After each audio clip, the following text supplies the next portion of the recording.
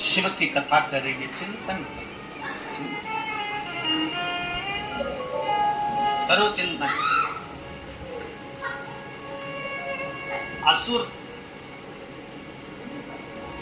सांप को पकड़े हुए हैं, देवता सर्प को पकड़े हुए हैं, और वो कह रहे हैं कि हम शंकर का चिंतन कैसे करें।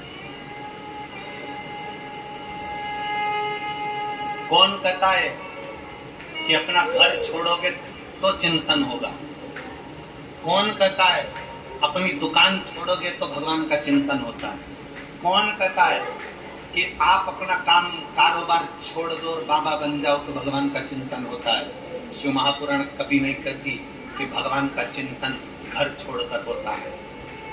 सारे ऋषि घर छोड़े होंगे, संत घर छोड़े होंगे, पर मेरा भोलेनाथ अपना घर कभी नहीं छोड़ा। वो कैलाश पे रहता था, अपने पत्नी, बच्चे, परिवार सबके साथ रहता था। मेरा भोलेनाथ उनके बच्चे गणेश जी, कार्तिकेय, उनके गणेश जी के धर्म पत्नी दो रिद्धि सिद्धि, उनके बच्चे शुभला, फिर उनके बच्चे अमोद प्रमोद।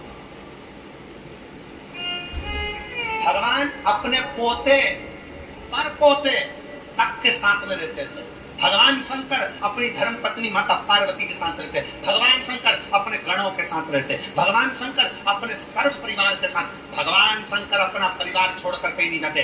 सारे देवताओं को परिवार के साथ कहीं पर प्रतिष्ठित नहीं किया जाता, पर शंकर के जितने मंदिर हैं, शिवालय जितने हैं, सारे शिवालय में शंकर का पूरा परिवार बैठता है। गणेश जी बैठेंगे, कार्तिकेय बैठेगा, नंदी बैठेगा, पार्वती जी बैठेगी, शंकर जी बैठेंगे, नाग बैठेगा, सर्प बैठेगा, सब बैठेंगे, त्रिशूल रखेगा, डमरू रखेगा, सब कुछ शंकर जी के मंदिर में होगा। शंकर अपने परिवार को छोड़कर नहीं बैठते। शंकर कभी अकेला भी नहीं रहता, शंकर पूरे परिवार के साथ रहता है। शंकर कभी नहीं कहते कि तुम अपनी दुकान छोड़ दो, शंकर कभी नहीं कहते कि तुम तुम्हारी खेती छोड़ दो, शंकर कभी नहीं कहते कि तुम्हारी जमीन जायदाद छोड़ दो। शंकर भगवान कहते हैं कि जैसे असुर और देवता सब सांप पकड़कर मंथन कर रहे हैं समुद्र का, और भगवान नारायण कर रहे हैं कि शिव का चिंतन करो, तो इन्होंने पूछा कि हम सांप छोड़कर शिव का चिंतन करें, हम काम छोड़कर शिव का चिंतन करें, हम शिव का चिंतन करें कैसे? तब भगवान नारायण ने कहा, नहीं, काम करते रहो और शिव का नाम जपते रहो, चिंतन हो जाए।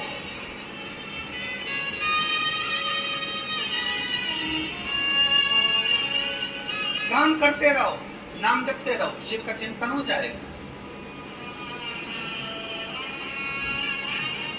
लिंगायत संप्रदाय के अंतर्गत, शिव लिंगायत संप्रदाय के अंतर्गत उनके गुरु उनके बच्चों के कान में कर देते हैं, अपना कर्म करना है, दुकान चलाना